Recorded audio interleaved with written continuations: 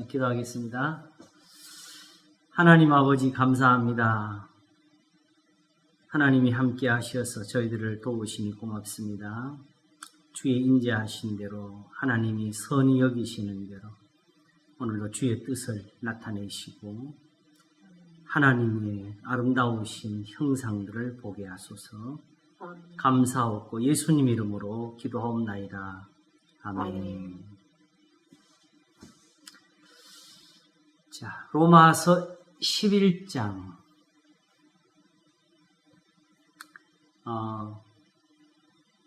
11절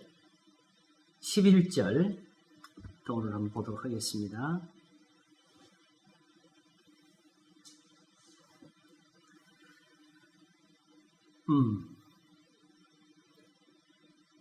지난 시간에 특별히 다윗의 시편에서 시편 69편에서 우리가 본 것은 참 두려운 것이었어요. 하나님이 일부러 보지 못하게 이렇게 눈을 가려주신 게 아니고 저들에게 하나님이 볼 수 없는 것이 결국 뭐냐면 그들의 악행이죠. 악행으로는 하나님을 볼 수가 없어요. 결국 주의 제단을 헐게 된 것도 거기서는 응답이 없었으니까 그래 된 거겠죠. 그래서 이사야 1장에서 우리가 본 것을 자주 말하게 되는데 이사야 1장에서는 아직까지 우상은 등장 안 했어요. 그렇죠? 그러니까 먼저 하나님 앞에서 먼저 범죄하고 하나님이 귀를 기울이시지 않음으로 인해 가지고 그 다음에 이제 우상에게로 가는 거예요. 순서가. 이스라엘에게는. 또 이방에 속한 우리들은 뭐 말할 것도 없었겠죠. 아예 하나님을 알지도 못했고 그런 속에서 이제 하나님이 우리한테 기회를 주셔서 이렇게 구원이 이방인에게 이르렀다는 말을 성경에서 이제 듣게 되는데 바로 오늘 본문이 이제 그것을 말하게 됩니다. 11절 그러므로 내가 말하노니 저희가 넘어지기까지 실족하였느뇨 그럴 수 없느니라. 뒤에는 단순한 비교가 나와요. 저희의 넘어짐으로 구원이 이방인에게 이르러 이스라엘로 식이 나게 함이니라. 저희의 넘어짐이 세상의 부요함이 되며 저희의 실패가 이방인의 부요함이 되거든 하물며 저희의 충만함이요 했는데 오늘 이 비밀이 풀어진 것 같아요.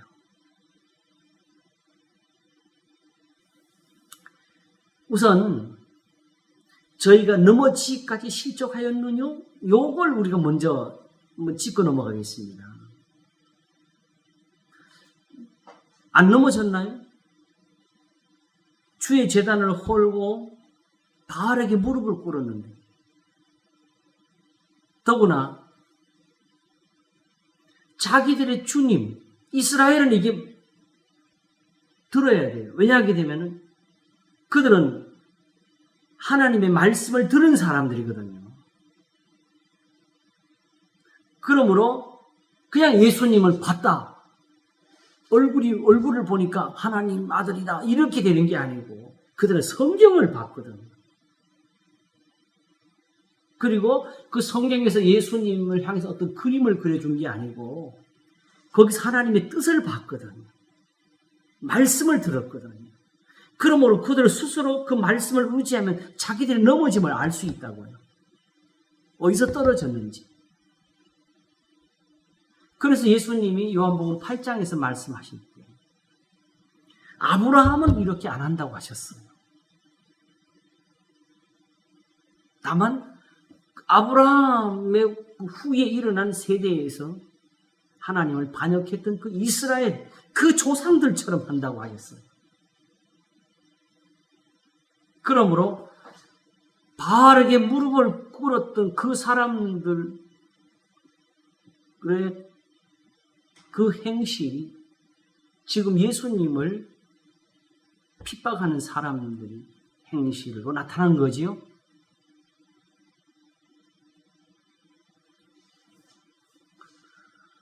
예수님을 보고도 십자가에 못 박는 데까지 갔는데 여기서 뭘 더 넘어져야 돼요?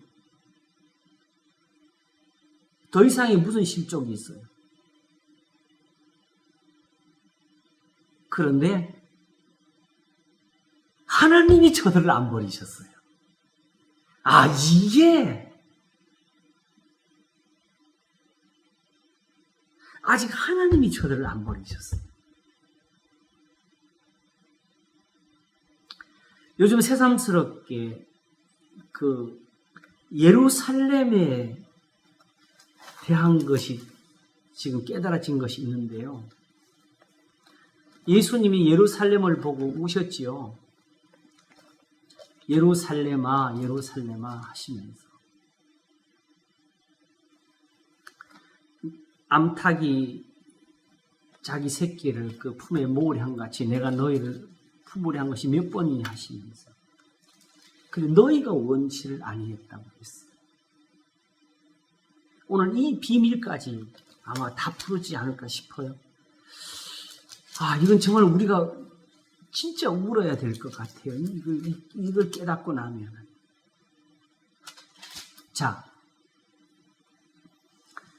바알과 아세라에게 무릎을 꿇은 사람들, 그리고 주의 제단을 헐고 주의 선지자들을 죽였던 사람들을, 그들은 하나님을 찾지도 않았고 찾을 생각도 없었고 엘리야도 죽이려고 했어요. 마지막까지. 근데 그런 사람들을 향해서 하나님이 엘리야의 기도를 들으시면서 3년 6개월 동안 비가 안 오게 하셨고 다시 3년 6개월 후에 엘리야가 기도함으로 비가 오게 하셨습니다. 그건 당연히 우리가 생각할 때 그들이 얻을 재앙이라고 생각하면 그냥 끝이 나는데 하나님이 굳이 엘리야의 기도를 통해서 하신 이유가 뭐겠어요? 아직도 그들이 돌아왔으면 좋겠다. 거기 들어가 있는 거예요. 아무리 진노라도 그들이 받을 형벌이라도 그들이 이렇게 깨달았으면 좋겠다. 하나님의 말씀대로 하나님이 뜻하신 대로 이걸 가장 잘 깨달은 사람 중에 하나가 느헤미야지요. 느헤미야 1장에서 우리가 하나님이 주의 종 모세에게 이르신 말씀을 그걸 거역해서 하나님이 거기에 기록하신 대로 우리에게 이 재앙을 내리셨습니다. 이거지요.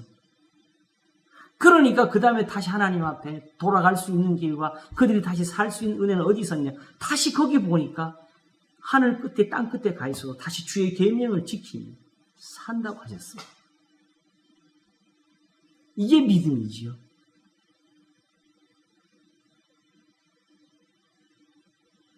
이와 같이 비록 저들이 받을 형벌을 받고 있어도 엘리야를 통해서 하시는 이유는 하나님 아직도 그 백성들을 돌이키고 계셨기 때문에 그런 거예요. 보기는 보아도 알지 못하고 듣기는 들어도 깨닫지 못하는 백성들에게 그들의 귀가 막히게 하러 가시면서 가서 그들의 귀를 막을 수밖에 없는 말씀을 전하시는 이유. 하나님이 이제 가서 설교를 하시겠다는 게 아니었고 본래 하나님이 하신 말씀대로 이 신명기에 기록된 대로 된 것을 깨달으라는 것이지요. 그런데 그들이 그걸 버리고 갔으니까 그들에게 줄 게 그거밖에 없는데 그들이 보고 알겠어요? 듣고 깨닫겠어요? 결국 언제까지냐 하니까 밤나무 상수리 나무가 뱀을 받아도 그루터기는 남는 것 같이 이 땅에 거룩한 자가 그루터기를 하셔서 그들이 깨닫도록 하려고 남은 자는 돌아오게 하시려고 바로 그 남은 자 중에 있는 사람이 누구죠? 지금 말한 느헤미야고 다니엘이 그렇죠. 다니엘이 결국 그 회개 금식하며 회개 기도할 때에 하나님께서 바로 그걸 간직해 두셨다가 거기 있는 대로 벌을 내리셨습니다는 거지요. 그런데 우리는 하나님을 버렸는데 하나님의 일은 끝나지 않았다는 거예요. 하나님의 말씀은 아직도 살아있어가지고 아직도 이스라엘에게 소망이 아직 끊어지지 않았다는 거지요. 그러므로 이 약속, 이 계명의 약속 때문에 아브라함이 하신 맹세 때문에 하나님이 아직도 다니엘이 표현하길 주 자신을 위해서 하실 일이 있다고 했어요. 이게 그러니까 하나님을 위해서 우리가 뭘 하는 게 아니고 하나님이 스스로 하나님이 어떻게 영광을 만드셨느냐 하면 하나님의 진실까지를 하나님이 다 자기 영광에다 넣으셔가지고 패역한 이스라엘을 향해서 내 백성이 아니라는 자들을 항상 내 백성이라 하시고 하나님을 찾지않은 자들 내가 여기 있노라 하셨다고.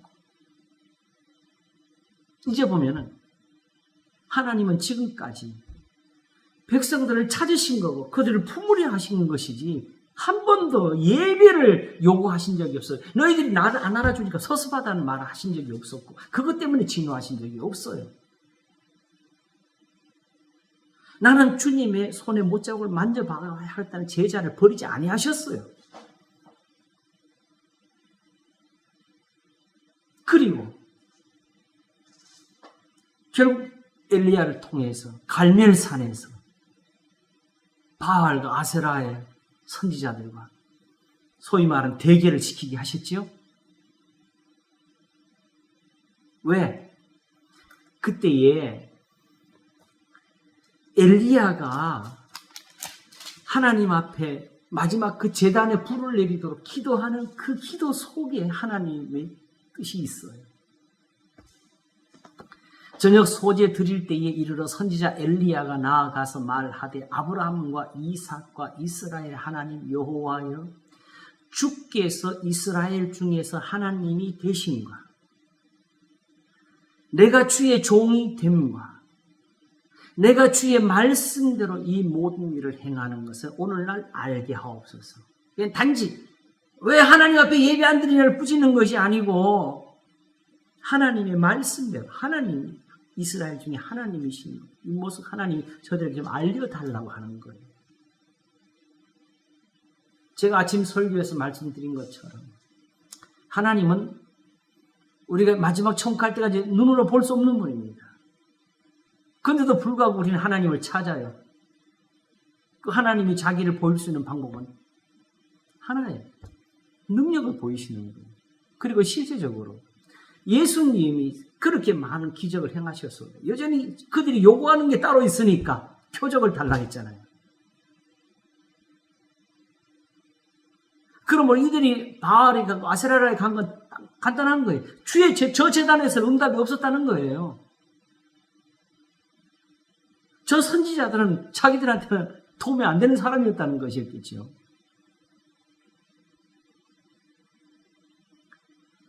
그래서 그 다음 기도가 여호와여 내게 응답하옵소서 내게 응답하옵소서. 이 백성으로 주 여호와는 하나님이신 것과 주는 저희의 마음으로 돌이키게 하시는 것을 알게 하옵소서. 알려달라. 하나님이 지금 이들의 마음을 돌이키게 하는 것을 알려달라고. 그러니까 지금 이 순간에 여호와 그는 하나님이시로다 해서 끝나는 거냐? 아니 이제 그러면 하나님께로 다시 돌아와야죠. 이제는 우상을 버려야 되고 다시 하나님의 말씀으로 돌아와서 신의 산처럼 다시 하나님을 순종해야지. 목소리를 들으면서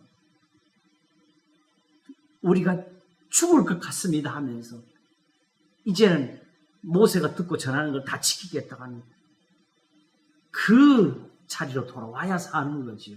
그렇게 다시 돌아온 후에 다시 그들이 그 행실을 돌이키지 않으면 여전히 똑같은 거예요. 여전히 여호와의 제단에서 비록 하나님의 성소에서라도 그들은 그 응답을 못 들을 겁니다. 그래서 가늠하다가 현장에서 잡힌 여인에게 마지막 하신 말씀이 제일 중요해요. 왜 너를 정죄하지 않느냐? 가서 다시는 죄를 범치 말라고. 하나님이 지금은 살리시는 하나님입니다. 지금은 심판하시는 분이 아니십니다. 형벌 받을 내 백성, 그들에게 그 형벌이 임하지 않게 하려고 하나님이 막으시려고 하시는 거지요. 이 사랑이 바로 신구약 모든 성경입니다. 그런데 이게 바로 지금 말씀드린 잘 기억하셔야 돼요. 이게 지금 하나님의 진노와 재앙에서 저들을 지키려고 하시는 거잖아요. 근데 이 사랑을 버렸으니까 그들이 받을 게 뭐가 남겠어요? 이제 그들이 멸망밖에 없는 거지요. 예배를 안 드려서 멸망한 게 아니라니까요.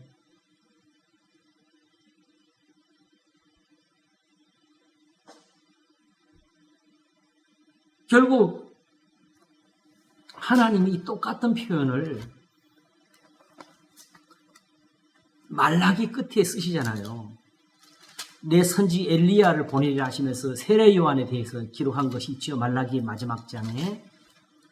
그때에 그 하신 말씀이 뭐냐 하면 똑같은 거예요.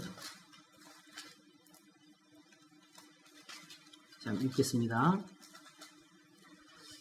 4장 4절을 보면 너희는 내가 호렙에서 온 시 이스라엘을 위하여 내 종 모세에게 명한 법 곧 율례와 법도를 기억하라. 이게 목적이에요. 이걸 기억하라.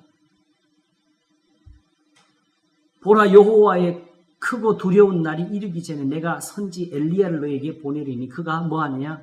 아비의 마음을 자녀에게로 돌이키게 하고 자녀들의 마음을 그들의 아비에게로 돌이키게 하리라 하시면서 돌이키지 아니하면 두렵건대 내가 와서 저주로 그 땅을 칠까 하노라.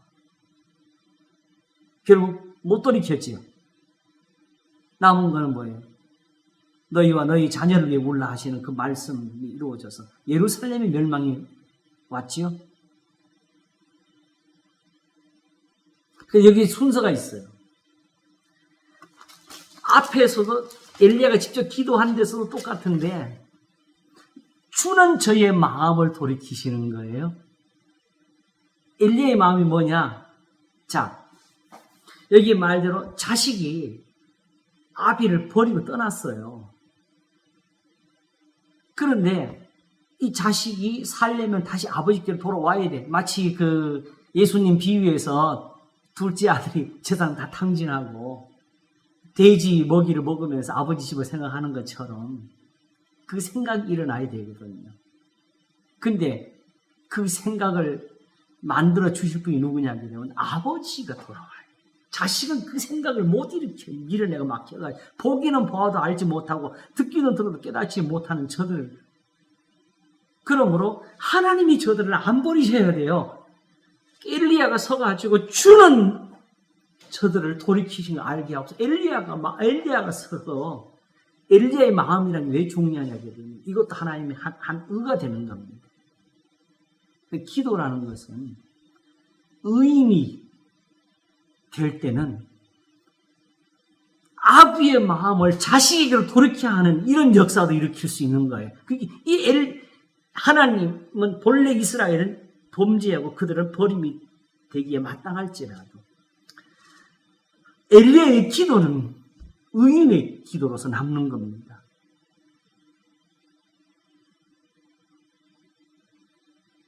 그냥 주의 종으로 축복을 해주는 게 아니고 그래서 아비의 마음을 자녀에게로 돌이키셔서 하나님이 오셔서 아버지가 오셔서 네 왜 여기 있니? 아버지가 자식을 다시 돌이키는 이 역사가 엘리야고 세례 요한이 그리고 무엇보다도 우리 예수님이 바로 그걸 하신 거지.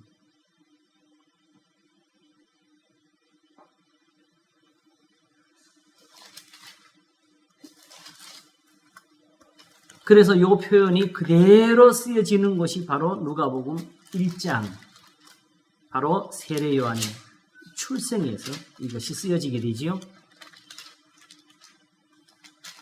바로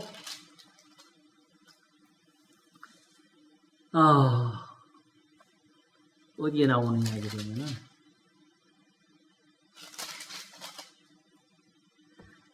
67절, 1장 67절. 가만있어, 이것이 아닌데. 목사님 어디? 누가복음 1장. 누가복음? 네, 1장 16절. 그 사가랴가 하나님 앞에서 성전에 들어가 있을 때 이제 천사가 나타나죠. 그렇죠? 그래서 1장 13절을 보겠습니다. 천사가 일러 가로되 사가랴여 무서워 말라. 너의 간구함이 들린지라. 내 아내 엘리사벳이 내게 아들을 낳아 주리니 그 이름을 요한이라 하라. 너도 기뻐하고 즐거워할 것이요 많은 사람도 그의 남을 기뻐하리니 이는 저가 주 앞에 큰 자가 되며 포도나 소주를 마시지 아니하며 모태로부터 성령의 충만함을 입어 이스라엘 자손을 주 곧 저희 하나님께로 많이 돌아오게 하겠습니다. 저가 또 엘리야의 신령과 능력으로 주 앞에 앞서가서 아비의 마음을 자식에게 거스리는 자를 의인의 슬기에 돌아오게 하고 주를 위하여 세운 백성을 예비하리라. 이렇게 예언이 되어 있었지요.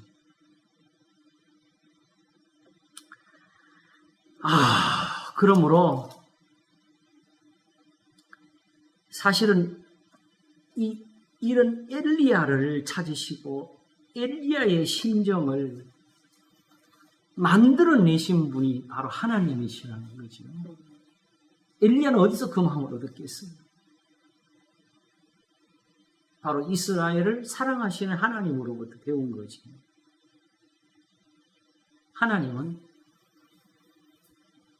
이렇게 사랑의 후회가 없으십니다. 그래서 예레미야에게 하신 말씀.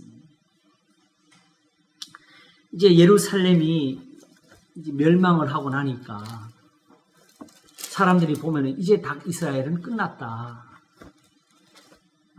다시는 회복되지 못할 것이다. 이제 그런 말을 했지요.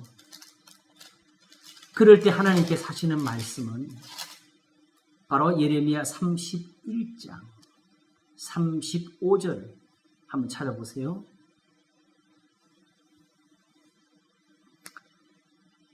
나 여호와는 해를 낮에 빛으로 주었고 달과 별들을 밤의 빛으로 규정하였고 바다를 격동시켜 그 파도로 소리치게 하였나니 하나님 내 이름은 만군의 여호와니라. 내가 말하노라. 이 규정이 내 앞에서 패할진대 이스라엘 자손도 내 앞에서 패함을 입어 영영이 나라가 되지 못하리라.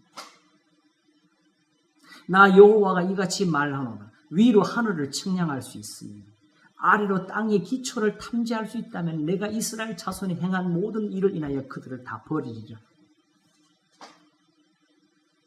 여호와의 말입니다.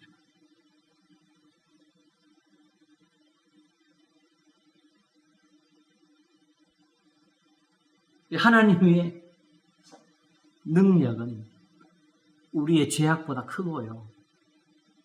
하나님의 은사는 우리의 범죄한 것보다 힘이 더합니다.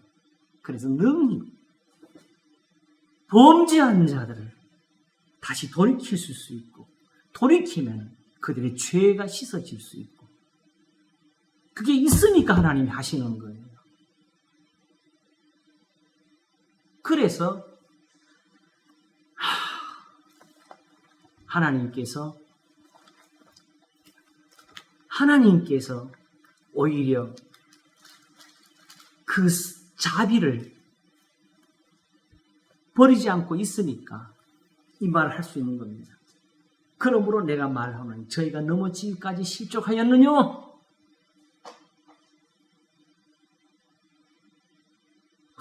우리는 다 넘어졌어요. 우리는 실족했어요. 칼빈이 전적 부패를 말했을 때에 정확히는 그 말하기엔 동기는 제세례파, 요즘 구원파 같은 신앙을 지적하면서 아무리 지금 완전해도 이 순간, 지나는 순간부터 우리는 죄의 유혹을 받고 우리는 죄를 지울 수밖에 없기 때문에 우리는 죽는 날까지 죄와 싸우고 죽는 날까지 회개하며 살아야 된다는 말에서 칼빈의 생각으로는 하나님 말씀대로 사는 것이 은혜라고 이야기한 거예요. 맞아요. 근데 그것도 잘라가지고 엉뚱하게 가르쳐요. 우리를 못 지킨다고 답변해버렸어. 못 지켜도 지키려고 해야 되지요. 어디 절벽의 끝에 매달려가지고 그냥 떨어질 사람 누가 있어요? 발버둥을 치지 인생이. 믿지 않으니까 그걸 안 하는 거지. 구해달라고 소리라도 쳐야지요. 나는 어쩔 수 없으면서 사는 사람이 누가 있어요?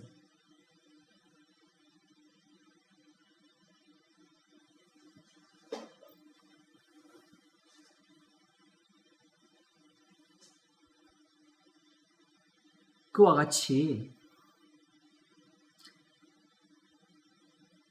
그렇게 우리는 죄와 싸워야 된다 이야기했는데 저는 그걸 처음에 이제 배운 것이 있었어요. 더 이상 우리의 행위로는 구원받을 수 없다는 뜻으로 제가 처음에 들었거든요. 그걸. 근데 그걸 전적 부패를 아담의 그 범죄에서 일반 은총론과 함께 풀어보니까 그 답이 나오는데 아담이 이미 범죄한 후로는 스스로 행하는 어떤 선으로도 구원을 받을 수가 없게 돼 있었어요. 하나님의 속죄가 없이. 선한 것이 선한 것으로 남으려면 이미 지은 죄가 씻음이 돼야 그게 되는 겁니다. 그러므로 그것이 아니라도 이미 모든 사람은 자기 힘으로는 구원을 얻을 수가 없고 하나님의 구원 얻을 만한 선한 일을 스스로는 아무것도 할 수가 없는 사람이 되어버렸어요.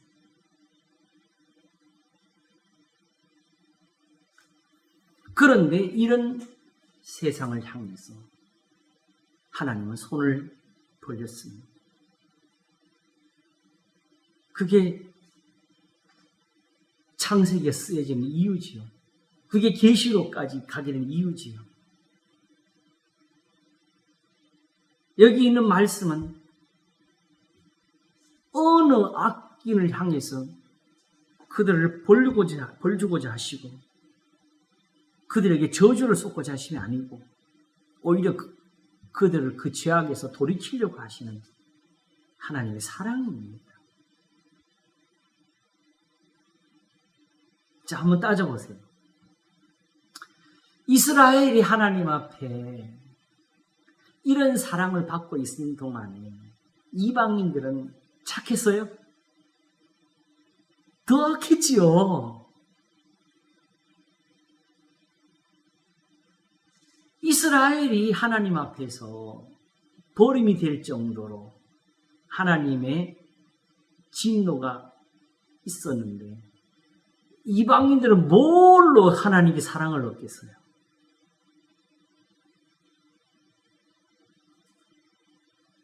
그런데 하나님이 그때 이스라엘을 사랑하실 때 이방인을 그냥 버렸나요?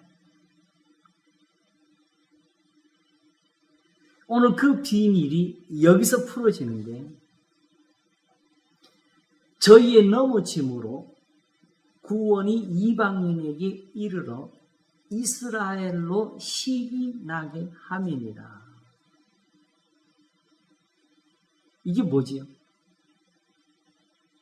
과연 이스라엘이 이걸 보고 시기를 얻나요? 그동안에 우리가 물론 우리가 짧은 게 우리 눈이 좁지만은 경험으로는 아직까지 이스라엘이 이 정도로 회개한 모습은 사실은 그리스도 예수님을 믿었던 이 사도들이나 그때 믿었던 이 사람들 빼놓고는 핍박하는 사람들을 우리가 거의 못 찾았잖아요, 지금까지. 아직도 그러고.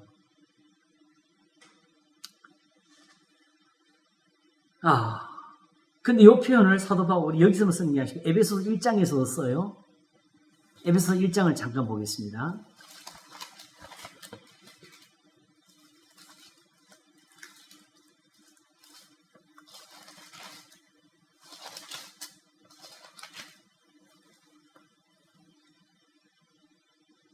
자, 1장 11절 보면 모든 일을 그 마음의 원대로 역사하시는 자의 뜻을 따라 우리가 예정을 입어 그 안에서 기업이 되었으니 우리는 유대인들이죠. 이스라엘이죠. 이는 그리스도 안에서 전부터 바라던 우리. 여기서 이제 우리의 정체가 나오는 거죠. 그리스도 안에서 전부터 바라던 우리는 이스라엘밖에 없어요. 그의 영광에 찬송이 되게 하려 하심을 하면서 그 안에서 너희 이방인도 진리의 말씀, 곧 너희의 구원의 복음을 듣고 그 안에서 또한 믿어. 그 이스라엘과 똑같은 거예요. 약속의 성령으로 인치심을 받았으니 이 인치심 요거 풀어야 돼 앞으로. 기왕에 3일체 했으니까 3일체에서 제가 성령을 풀려고 그래요.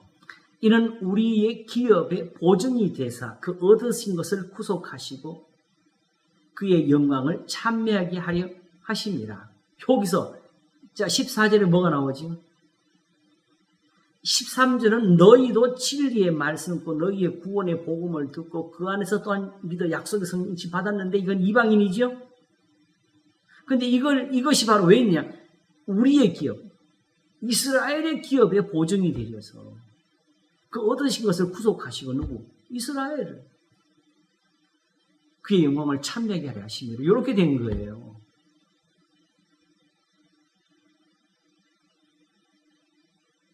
요거 이해 가세요?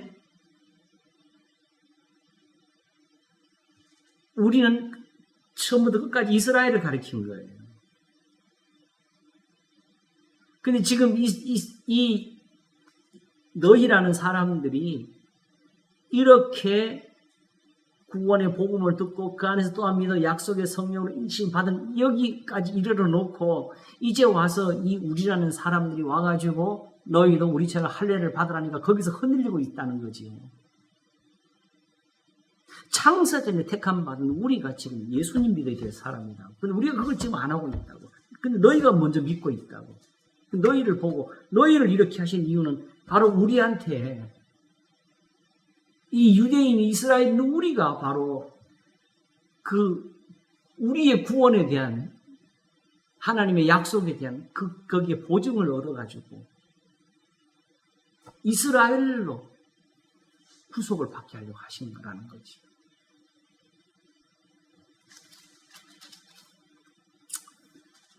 다시 한 번. 네? 다시 한 번만. 네. 다시 한 번만 설명해 주세요. 지금 사도 바울이 로마서에서 우리가 아는 대로 이방인의 사도라는 그 단순한 개념을 넘어서 가지고 첫째는 유대인에게요. 또는 헬라인에게라면서 이 복음을 적었어요. 그리고 이미 9장에서 확실하게 밝히기는 내 마음이 원하는 바, 9장 10장에 원하는 바는 이스라엘을 위함이라고 했어요. 바울 사도가 왜 이방인을 위해서 나섰겠어요? 그냥 이방인이 이뻐서? 모든 사람이 구원을 얻어야 된다는 이 구원의 소중함 때문에 저 사람들에게도 이걸 전해야 된다는 거죠. 왜? 아직까지 이스라엘 중에는 이걸 깨달은 사람이 아직 없어요.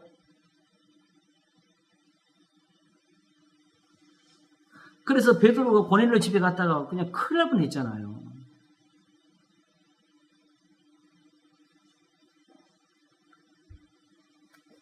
마치 모든 것을 먹을 수 있는 사람과 아직도 마음에 걸려서 못 먹는 사람이 있는 것처럼 이방을 향해서 깨끗한 양심으로 복음을 전할 수 있는 사람과 그게 마음에 걸려서 못 전하는 사람들이 있는 거예요. 여전히 이때는 아직까지. 그 차이지. 그냥 이방이 이뻐서 그런 건 아니에요. 이방을 향해서 그만한 사랑을 가지면 그만큼 특별히 자기 친족, 자기 혈족들에서 왜 사랑이 없겠어요? 그래서 바울이 사실은 이방 다니면서 복음을 전하면서도 결국 마지막에는 어디 가서 잡혀요? 예루살렘에 가서 뭐 하다가 그들에게 어떤 연보를 전하러 갔다가, 그치요?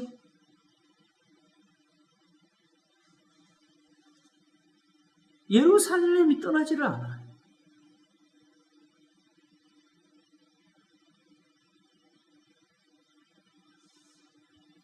하나님이 왜 예루살렘을 그렇게 사랑하셨느냐? 예루살렘이라는 그 지역, 그 성이 하나님의 성전에서 그런 거 아니에요. 이미 하나님이 그걸 버릴 때 뭐라고 하셨어요? 하늘은 나의 보좌요, 땅은 나의 발등상이니 너희가 나를 위해 무슨 집을 지키냐면서 그거 버렸어요. 그건 내 집이 아니다라고. 예루살렘이 거룩한 땅 아니에요. 거룩할 때 거룩한 땅이지.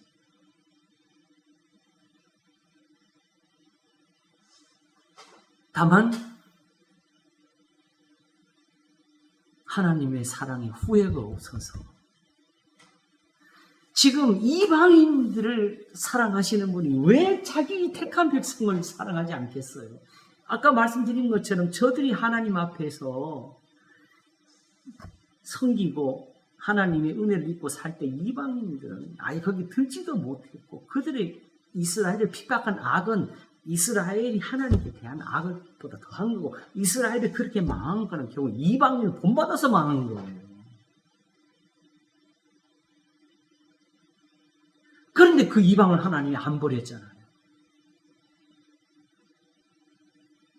그러니 예루살렘을 향한 마음은 어떠했겠어요? 왜 선지자가 예루살렘에 가서 죽어야 돼요? 선지자를 죽이고 죽이는 그곳에 가서 왜 선지자가 또 가서 죽어야 되냐고. 하나님이 아직 거기를 안 버리셔서 그런 거지요.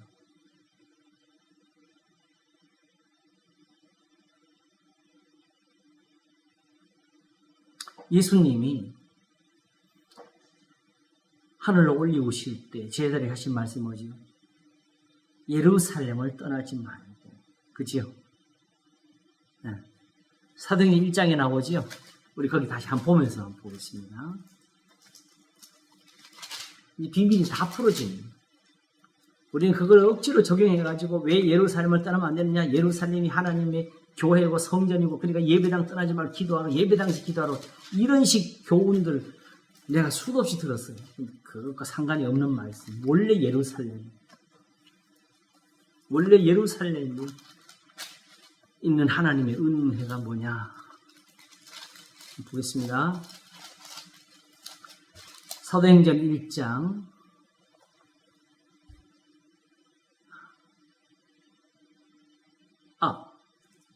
1장이 아니고, 죄송합니다. 누가복음 마지막 장이네요. 조금 헷갈려서.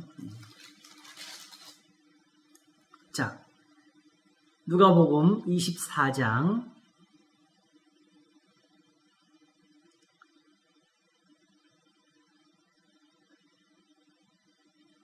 44절부터 보겠습니다.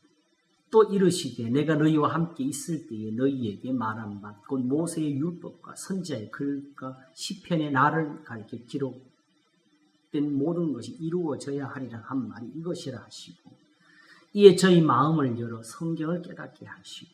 예수님이 부활하신 후에 하시는 일이 결국 또 뭐예요? 성경을 깨닫게 하시는 거야. 또 이르시되 이같이 그리스도 고난을 받고 제3일에 죽은 자 가운데 살아날 것과 또 그의 이름으로 죄 사함을 얻게. 이 이름, 요즘 지금 사람들 만나면 이름을 너무 모르더라. 이름을 예수라는 그 글자에다 두는 예수님의 이름은, 예수님의 말씀, 성경에서 이름은, 하나님의 이름은 하나님의 말씀, 내가 아버지 이름으로 왔으니 하는 것은 내가 하나님이다 이 소리 한 것이 아니고, 내가 하나님 아버지의 말씀으로 너희에게 와서 가르치고 있지 않느냐. 성경을 가르치고 있지 않느냐. 성경을 이야기하는 거예요. 기록된 말씀. 바로 그의 이름으로 죄 사함을 얻게 하는 회개가 예루살렘으로부터 시작하여 모든 민족에게 전파될 것이 기록되었으니 너희는 이 모든 일의 증인이다. 볼지어다 내가 내 아버지의 약속하신 것을 너희에게 보내리니 너희는 위로부터 능력을 입히울 때까지 이 성에 유하라. 이렇게 하셨죠. 그렇지요? 네. 그러므로 예루살렘을 떠나지 말라고 하셨어요. 이 비밀은 또 뭐예요? 사실은 이것은 이미 이사야로부터도 말씀을 하셨어요. 왜 그렇죠? 이스라엘을 안 버리셨으니까 약속이 세상에서 약속받은 민족이 누가 있어요? 이스라엘밖에 없잖아요. 그러니까 당연히 하나님께서 예수님을 보내셨어도 할례자로 보내셔야 되는 거고, 그 할례의 약속이 거짓되지 않았다는 거, 할례자가 구원받는다는 걸 예수님을 통해 오히려 보여주신 거죠. 어떻게? 예수님을 본받아서 육이 아니라 영으로 사는 것을, 할례자가 원래 이렇게 사는 거라고 보여주신 거지. 이와 같이 하나님이 아브라함에게 하신 맹세와 선지자들 하신 그 약속의 말씀, 예언의 말씀을 하나님이 버리지 아니하셨기 때문에 복음은 먼저 항상 예루살렘에서 시작돼야 되는 겁니다. 이게 저희가 넘어지기까지 실족할 수 없는 이유입니다.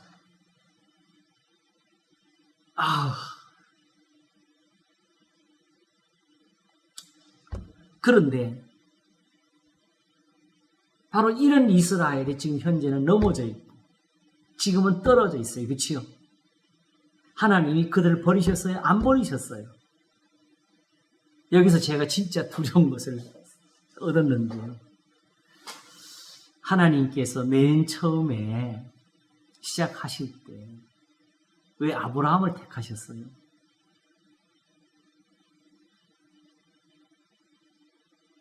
기왕이면 처음부터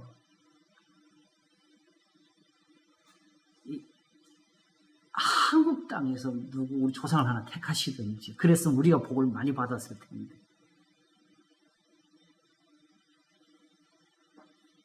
성경이 말씀하시기를 믿음으로 아브라함은 부르심을 받았을 때 갈 바를 알지 못하고 나아갔습니다. 그 믿음은 이제 우리가 아는 것, 하나님을 순종하는, 하나님의 말씀을 순종하는 그 믿음이 아브라함에 있었기 때문에 그런 거예요.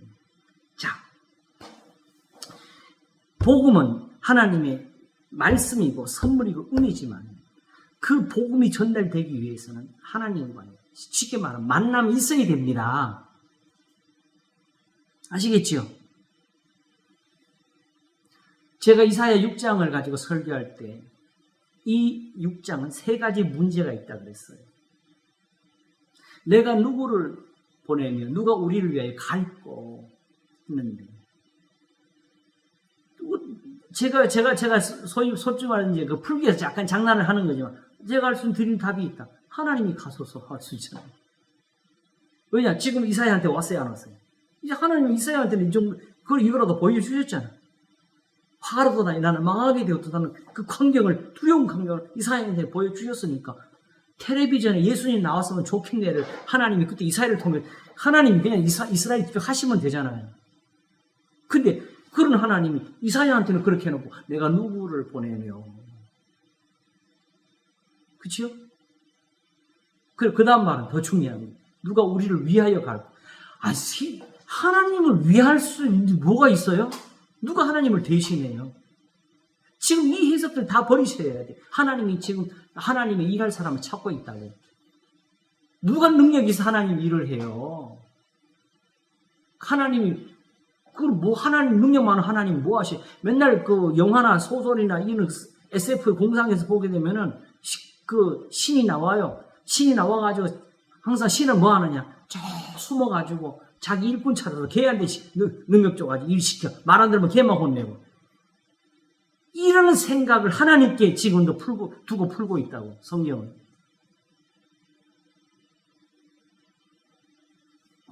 하나님이 힘이 없어서 하나님이 일할 사람을 찾는 건 아닙니다.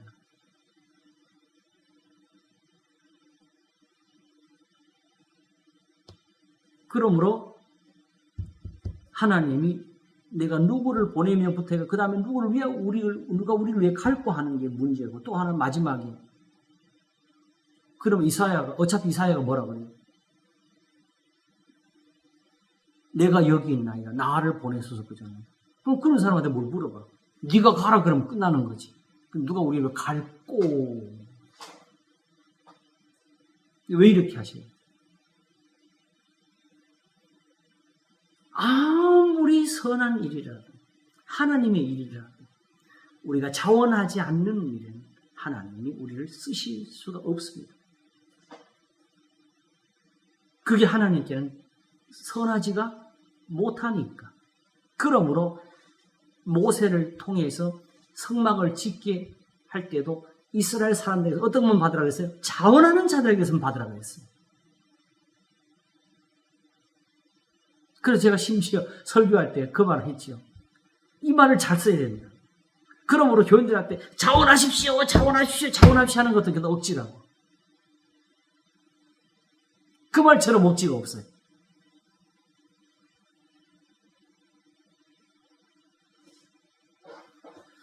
그런데 정말 우리한테서 신앙이 생긴다는 것은 정말 이거는 거의 기적입니다.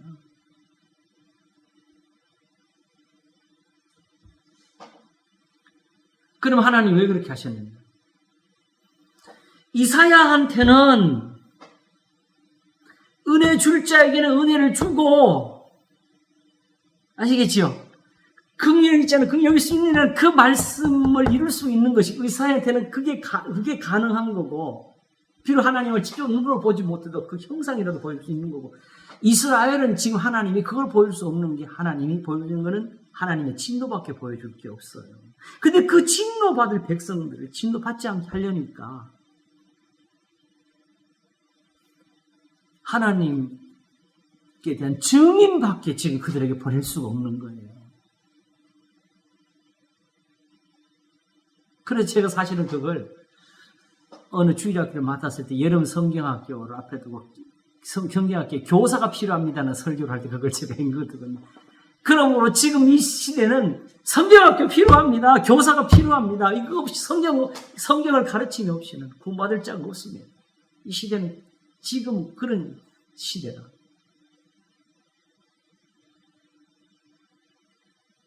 그러므로 우리가 하나님께 정말 감사해야 되는 게, 또한 우리처럼 이렇게 하지 않으면 이 성경이 안 보입니다.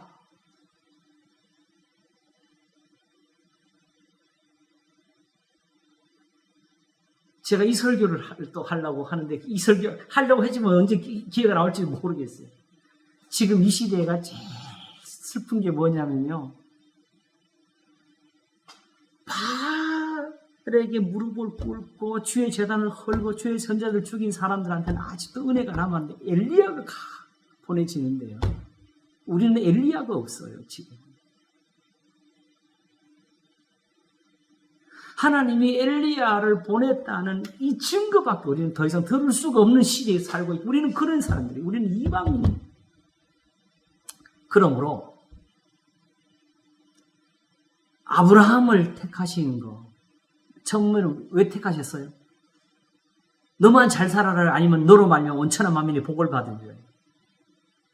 그럼요. 하나님의 뜻은 처음부터 이방, 온 세상이었고요. 그 세상에게 하나님을 보이기 위해서는 방법이 하나예요. 하나님께 복을 받는 일을 사람들이 봐야 돼요. 능력이 어디서 오는지를 봐야 돼요. 그게 아브라함을 택하신 이유라고. 그러므로 복음을 전하게 될 때는 그래도 그 복음을 들을 수 있는 사람들이 받게 되는 거고요. 완고하고 고집이 센 사람들은 들어도 알지를 못하잖아요. 그러므로 왜 구원이 이방인에게 이르르느냐?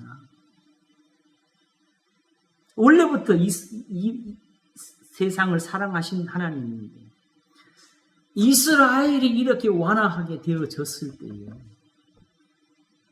오히려 이방이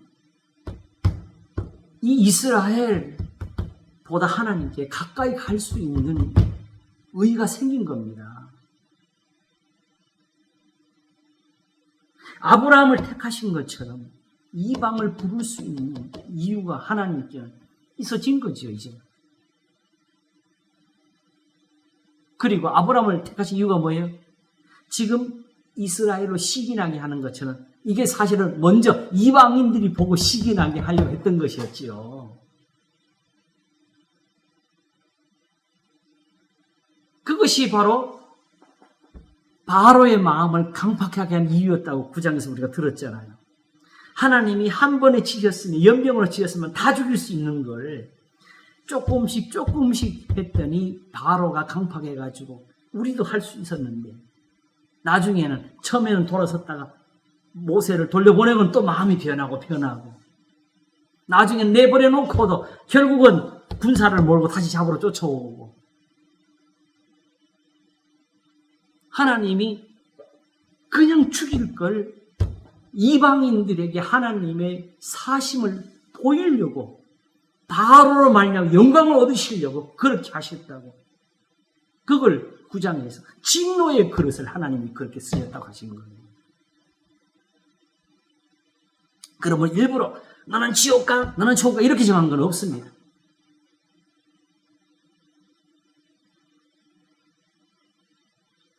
가룟 유다는 본래부터 도둑질을 해먹던 사람이니까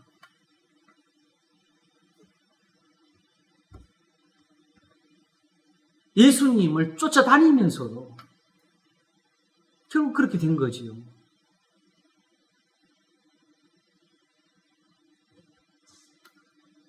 주님은 처음부터 그걸 아시면서 그 사람을 제자로 택하셨고 하나님 말씀을 이루시고 그러니까 오히려 어떤 면은 그 사람한테 기회가 온 거예요. 바로도 사실은 오히려 우리가 됐으면 그걸 보고 이제 야 여호와가 하나님이다 하고 돌아왔을 것 같은데 결국 끝까지 시험하다가 망했지요.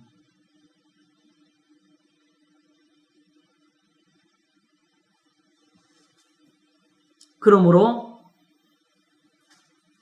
하나님이 아브라함에게 말씀하셔서 천한 만민이 내 씨로 말미암아 복을 받으리라 하신 것이 그대로 지금 거꾸로 이스라엘을 향해서 저희로 시기나게 하려고 이방을 택하게 하신 그 이유를 주신 겁니다. 네, 지금 이게 잘 안 되고 있잖아요. 기독교가. 죽었어. 이스라엘이 더 뛰어나게 보이잖아요. 주여. 오히려 유대인들을 좋게 보잖아요. 기독교인들이. 여기서 이 말을 가지고 바로 28절 한번 가보세요. 복음으로 하면 저희가 너희를 인하여 원수된 자니 택하심으로 하면 조상들을 인하여 사랑을 입은 자라 하나님의 은사와 부르시는 후회하심이 없느니라.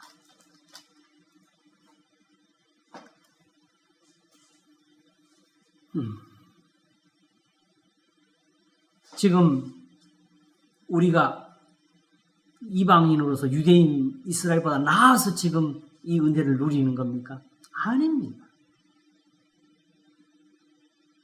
이스라엘을 향하시던 것과 똑같은 그 사랑을 가지고 우리를 부르신 거고요. 그러므로 이스라엘에게 이게 바로 너희에게 주었던 은사라는 걸 저들에게 보여주고 싶으신 거고요.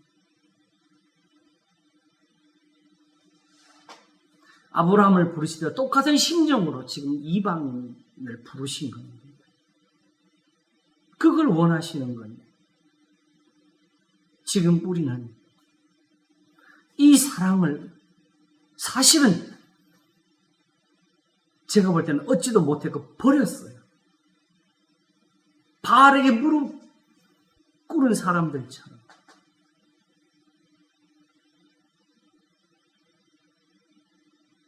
성경을 읽고 여기저기서 부딪히는 걸 발견하면서 자기가 해석해낸 쪽으로 결국 하나를 맞춰가는 사람들은 주의 재단을 다 헐어버리는 사람들이에요. 이미 그 사람의 심정에는 우상이 들어가 있어요. 우리가 해석한 예수는 예수가 아닙니다. 우리의 신학이 항상 성경을 앞설 때는 그 신학은 버려야 돼요. 제가 아침에 그랬잖아요.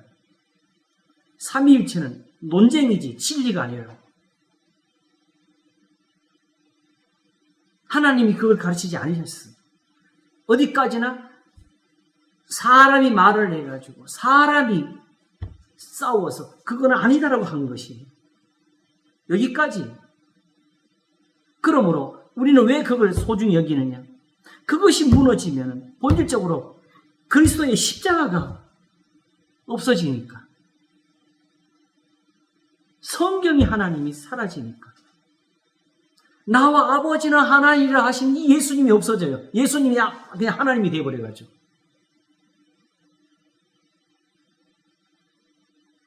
악입니다. 제가 요즘 교인들에게 가장 간단한 답을 하나 드렸잖아요. 성경을 보는 방법. 우선 하나님은 변하느냐 안 변하느냐. 안 변하십니다. 그 하나님 말씀 변하느냐 안 변하느냐. 안 변합니다. 절대로 그러므로 유대인들처럼 하면 안 됩니다. 자기 부모에게 드릴 것 하나님께 드림이 된다 하면서 하나님의 계명을 없애버리는 것처럼 목사의 도움 없이 우리 성도들이 그냥 단순하게 봐서 알 수 있는 것은 하나님의 계명밖에 없다고. 그런데 그게 왜 중요하냐? 어디선가 깊은 데서 의미를 찾았는데 그 결과가 이 성경 이 한 구절을 폐해야 된다면 그게 잘못된 거지요. 성경은 폐할 수 없나니. 근데 우리 눈에 볼 때 지금 성경이 막 어디서 부딪힌 것 같고 여기서는 이 말한 거 저 말한 것 같고 심지어 사본으로 들어가게 되면 여기 잘려 저기 잘려져 가지고 어느 게 성경인지 원본인지 모르겠다는 이런 시대를 살고 있다고. 신학 공부를 할수록 믿음이 사라져. 그래서 제가 총신에 있을 때 체포를 인도하던 한 선교사가 왔는데 그 사람은 예루살렘에서 사본학을 전공으로 연구한 사람이에요. 사본학을. 그 사람이 양심 고백을 해요. 사본을 공부하고 나고 나니까 양심적으로 지금 현재의 성경에서는 영감을 찾지를 못하겠다고. 그런데 그럼 우리가 그걸 눈으로 봤으면 우리가 지금 현재 어떻게 해야 돼요? 그걸 인정하고 또 성경을 봐야 돼요. 그러면서도 불구하고 또 그거 성경 아니면 다른 성경이 있어요, 없어요? 없잖아요. 또 이 성경이 아니면 하나님을 아는 길이 있어요, 없어요? 없잖아요. 그래도 이것밖에 없다고요. 근데 이걸 처음부터 의심을 하고 어디가 틀렸냐, 어디가 안 맞네 이런 식으로 해가지고 가뜩이나 하나님을 모르는데 이걸 찾겠어요?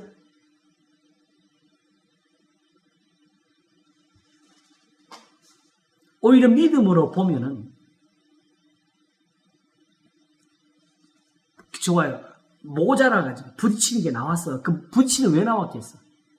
만일 그렇게 성경이 부딪히다면 그 성경은 버려야 됩니다. 그리고 우리 기독교 자체를 다 없애야 됩니다. 왜? 우리가 하나님을 알 수 있는 길이 없는데 우리가 알고 있는 게 다 거짓인데 저마다 이렇게 찾고 저렇게 찾아가지고 그야말로 삼위일체 우리가 지금 다 고백하는 것 같지요? 사람마다 모여서 신학자들 모여가 삼위일체석시키면은 아직도 끝나지 않은 싸움이에요. 이단이 더 많다고.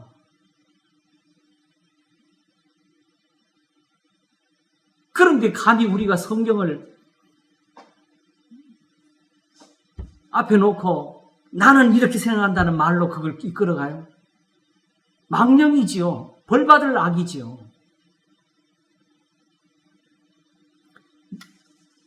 1차적으로 그래도 성경이잖아요. 사본이지만 그러므로 여전히 진리는 남아있다고요. 부분이라도. 그러면 거기 가서 부딪히면 뭐가 문제겠어요? 내가 모르는 거지요. 내가 모르는 거니까 멈춰야지요.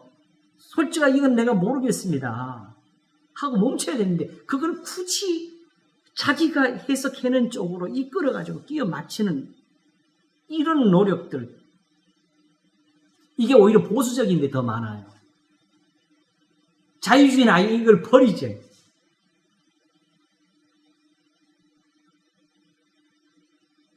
그래서 이런 쪽에서는 보수가 자유주의보다 더 악해요.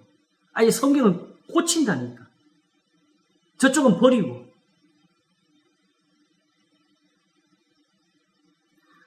비록 우리말로 번역이 되어 있다 할지라도 이 성경이 그대로 살아있도록까지 해석이 안 나올 때는 다 멈춰야 돼요. 자, 좋아요. 이제 신학 공부한 사람은 그래도 원어를 조금 했으니까 뭐라도 단어라도 찾아가 단어가 이런 뜻이 있다고 할 수 있지요. 교인들은 어떻게 해요? 아, 그래서 지금 새로 번역이 나와. 그 번역은 뭘로 믿어요? 근거가 어디 있어?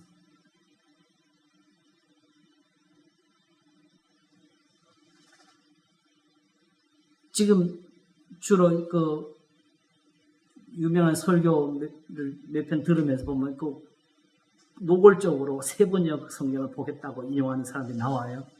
근데 그 사람들은 주로 이미 자기가 해석해 놓은 그쪽에 맞아서 그쪽으로 가는 거예요. 솔직한 양심으로 새로 번역을 내놓을 정도면은 번역은 다 번역이라고 인정을 해야 되죠.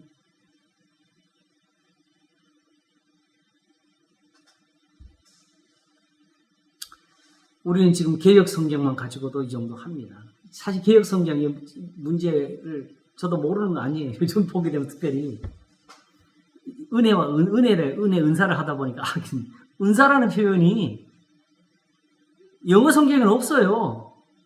그냥 기프트야. 선물이야 그냥. 우리가 은사라고 붙인 거예요.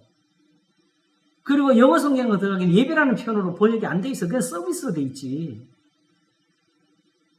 이건 상당히 동양적이고 상당히 미신적인 그런 그 해석이 적용이 돼 들어온 거지요. 그러니까 노사라는 말로 하니까 조금 더 신령해 보이고. 그렇죠. 네, 뭔가 그렇게 포장이 된 것 같은 쟤네들은 기프트, 선물. 그렇죠. 네, 그렇게 하는 것도 명확하네.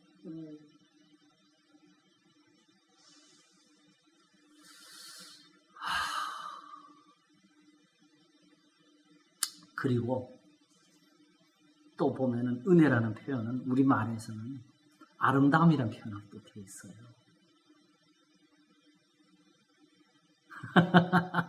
아름다움? 예. 아름답도다. 예, 그게 은혜롭다예요. 어찌 주의 이름이 어찌 그리 아름다운지. 예. 이런 표현들이 영어 성경으로 들어가게 되면 그레이스풀로 들어가게 됩니다. 특별히 베드로 전서 2장에서 그 애매의 고난을 받아도 주를 생각함으로 참 이는 아름다운 할 때 그게 은혜로워요.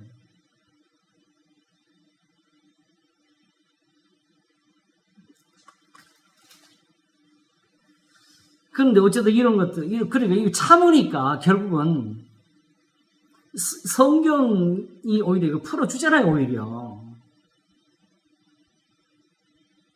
그래서, 저 나름대로 채널 하나 더 열어야 되겠다는 생각도 해보는데,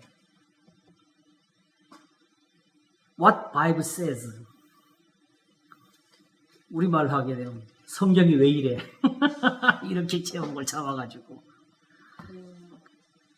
사랑, 거룩, 모든 그 언어에 대해서 성경적인 정의를 찾아보는, 딱 이거 해줘야 돼요, 사실.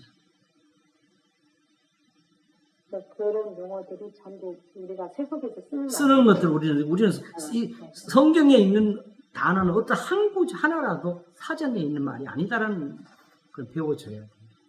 일단 그냥 우리 일단 멈춰가지고 다시 성경에서부터 배우는 것부터 시작을 해요.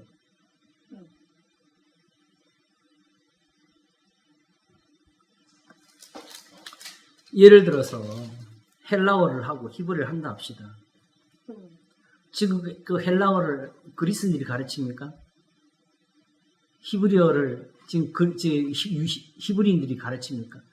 그 히브리인들이 우리한테 가르치려면 최소한도 히브리인들이 그 히브리어를 쓰는 게 아니고 그 히브리어를 자기들도 영어로 번역을 해야 돼요. 그렇죠? 그러니 그 히브리어의 그 자비와 성경의 멀씨가 일치하는지 우리가 모르는 거지, 정확히. 그리고 문제는 지금 히브리인들이 성경을 몰라. 이미 이 율법이 자기들의 언어가 아니에요. 그러니까 예수님이 어째 내 말을 알아듣지 못하느냐. 이렇게 된 게 벌써 예수님 때 유대인들이라. 제자들은 쉬웠나요? 아버지께서 내게 이끌자면 내게 올 자가 없다니까 이 말은 어렵도다. 제자들이 그러잖아.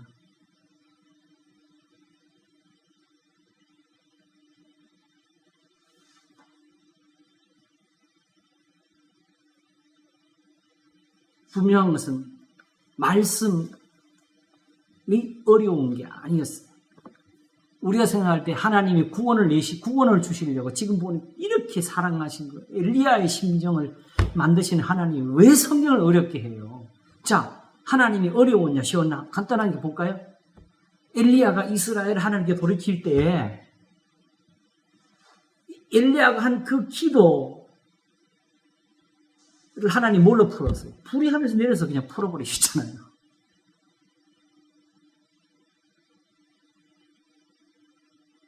그렇죠?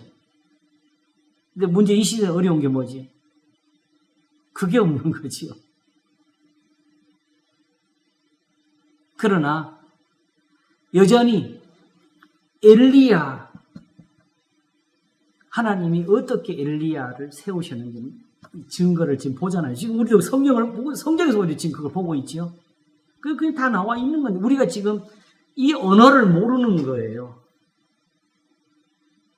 특별히 이스라엘에게 한 말이고 또 바울의 서신 같은 경우 로마서는 유대인들이고 나머지 서신들은 그래도 자기가 이미 한번 전도했던 가르쳤던 곳에 쓰는 말이잖아요. 그래서 어떤 목사님이 저하고 성경 공부할 때 한 말이 있는데 성경은 마치 우리가 컴퓨터 하다 보게 되면 프로그램 같은 거 이런 거 다운받을 때 압축 파일로 다운을 받아가지고 그 압축 프로그램이 다시 그걸 풀어서 우리가 설치하게 하는 것처럼 마치 그런 것 같다는 그 느낌을 저한테 한 적이 있거든요.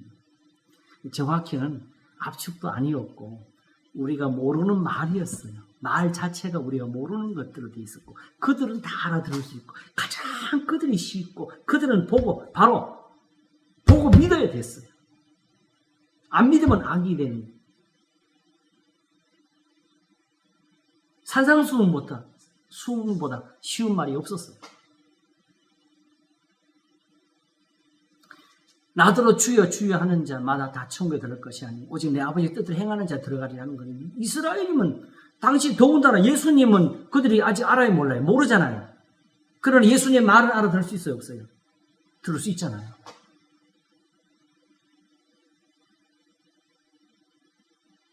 그래서 예수님이 너희 의가 바리새인의 서기관보다 더 낫지 못하면 결단과 천국에 들어가지 못하리라 하시면서 그 전에 하신 말씀은 이 계명 중에 지극히 작은 하나라도 버리고 그렇게 사람을 가르친 자는 천국에서 작다리 그는 받을 것이고 이 계명 중에 지극히 작은 하나도 지키고 그렇게 사람을 가르친 자는 천국에서 크다니 그는 받으려 했어요.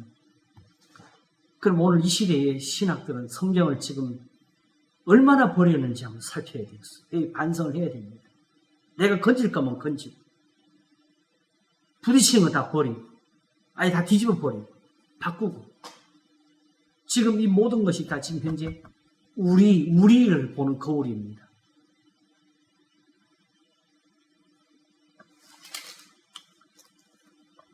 이제 오늘 요즘 정리를 해야 되겠네요. 뒤에 거는 또 우리 한 번 더 보도록 하겠습니다. 결국 뒤에 나오는 말은 여기서 이제 결국 지금의 교회의 위치가 나오게 되는데 이스라엘을 버린 이런 이스라엘 하나님이 지금 버리신 거잖아요. 그죠?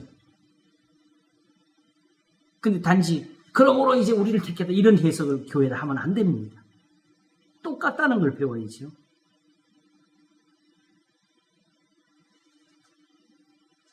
하나님께서 돌가마 나무를 창난 나무에다가 접붙인 것은 참 진액을 받으라고 붙이는 거예요. 이스라엘이 떨어진 자리에서 너희는 내 백성이 아니란 그곳에서 내 백성이 되려나 그 은혜를 받으라. 결국 이방인들이 받을 은혜는 이스라엘이 되는 겁니다. 하나님이 처음 모세를 세우셨을 때 하신 말씀이 뭐죠? 이방인들도 받으라서 안 받으라서 받으라 했죠. 그래서 이방인들이 썩게 살면서 그들이 뭐 하는 거예요? 같이 할례를 받고 이스라엘이 되는 거잖아요. 할례가 이방인들에게 열려 있었어요, 처음부터.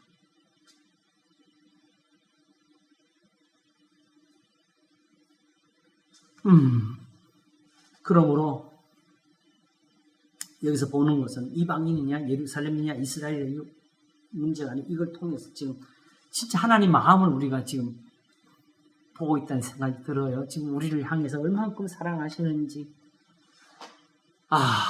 우리가 그 은혜를 입어가지고 지금 이렇게 깨닫는 자리까지 왔네요. 하나님의 열심입니다. 하나님이 지금 자기를 위해서 네? 너무 감사하고 있어요.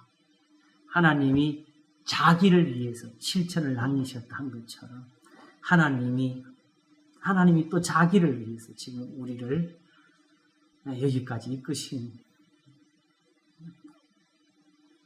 은혜를 있게 하신 것이라고 생각이 들어요. 사실 이걸 하면서 점점 더 절망에 빠지는 거는 내가 이제 겨우 알았는데